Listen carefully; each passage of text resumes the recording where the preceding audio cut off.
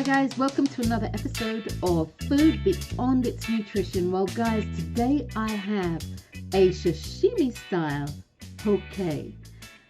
Poke is actually spelt like poke, P-O-K-E, but pronounced poke. Poke is literally translates to square chunks, something that has been cut into square chunks. Which means that poke can be sashimi, which is raw fish. It can be chicken, cooked chicken. It can be pork. It can be anything you want it to be. But today, I'm going to bring to you salmon poke. I love it. Here it goes. Okay guys, to actually make my salmon poke, and of course, as I said to you before, that is spelled P-O-K-E, but pronounced poke. I have all my ingredients here. So I have some Fresno red jalapenos, and I also have some green jalapenos here. I have some spring onions, and this is the white part, that's the green part. We're going to use the green part for garnish. I've got about 4 cloves of garlic. I have half a cup of red onions. It doesn't matter the type of onions that you use. Red onions. And of course I have here half a pound of salmon. And this is a sashimi grade salmon, grade A salmon. And while people say that there isn't a difference, believe me when I say there is. I was actually teaching somebody how to make this. And so what I did, I had 2 pieces of fish, 2 pieces of salmon, one that I purchased as grade A sashimi salmon, and one that I just purchased as fresh salmon. And I told them to smell it. And of course they smelt this and they were like, I can't smell anything. And then they smelt the other one and I said, they said, yeah, this kind of smells like fish. So the understanding is when you smell whatever fish that you are going to use to make sashimi, which is to eat it raw, it shouldn't smell like anything. And I really mean this, it shouldn't smell like anything. Occasionally, depending on the fish that you are going to use, it might smell synonymous with the fish. Like if you are using mackerel, mackerel has a distinct smell about it. However, it goes with the mackerel and you can really tell whether it's fresh or whether it's not. So guys, I just wanted to share that with you. Now, let's put this all together. The first thing that we're going to do is take a look at all the ingredients that we're going to use for the sauce. And I'm going to use here my vegetarian oyster sauce. Now guys, you can use stir-fry sauce, you can double up on the soy sauce, you can use teriyaki sauce, whatever you have on hand and whatever you actually like. I'm going to use some soy sauce.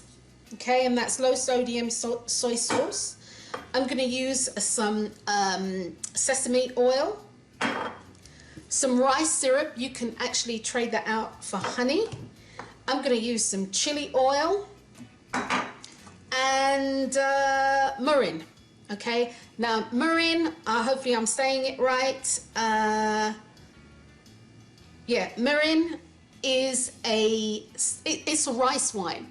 It's a Asian rice wine. It's a cooking wine, and it's actually fairly sweet.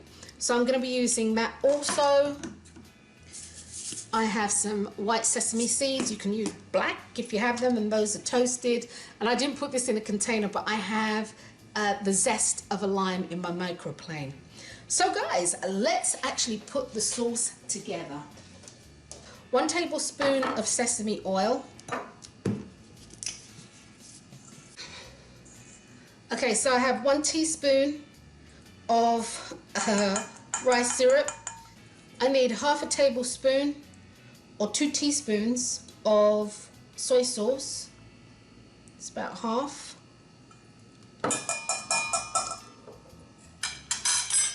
Okay, so that's 2 teaspoons of, half a teaspoon of soy sauce.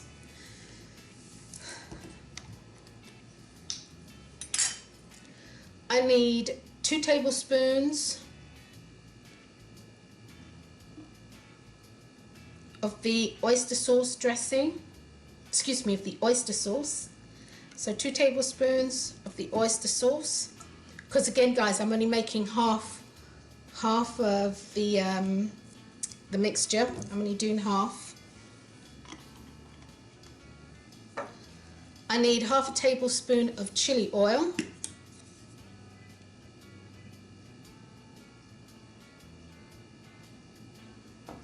Half a tablespoon of chili oil.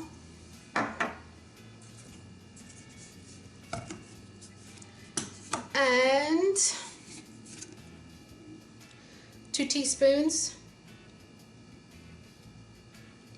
of the mirin,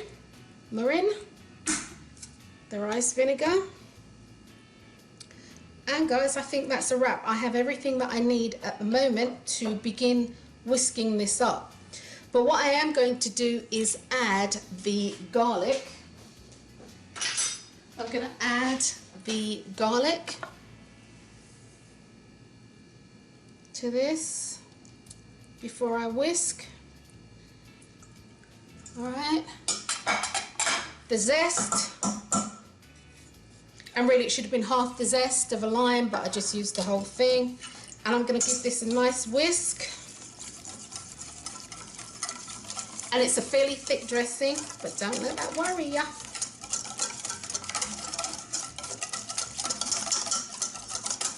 And I actually need half a teaspoon of white pepper to go in here. I've got the white pepper. So I need 1/4 teaspoon. It's about right, of white pepper. Now, because we're using soy sauce and because we're using the vegetarian oyster sauce, I am not going to put any salt in, but you can do that if you desire. Okay.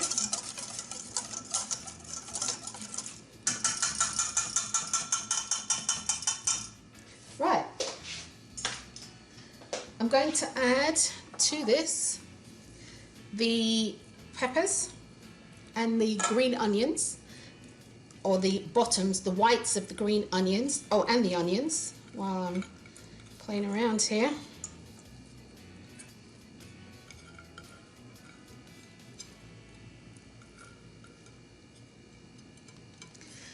And the res Fresnos, I'm going to save just a few to sprinkle on the top as garnish. But the onions are in. Right, and we're going to mix this up. So this would have been 1/4 of an onion, and it's a little bit more than 1/4 of an onion. But that's okay. Right, guys. And that's perfect. It's absolutely perfect. Now I'm going to add the salmon.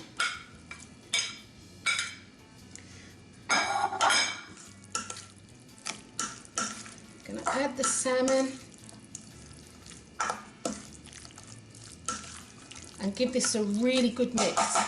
All the salmon needs to be coated. Everything needs to be coated. The salmon needs to be coated with everything. All right, guys.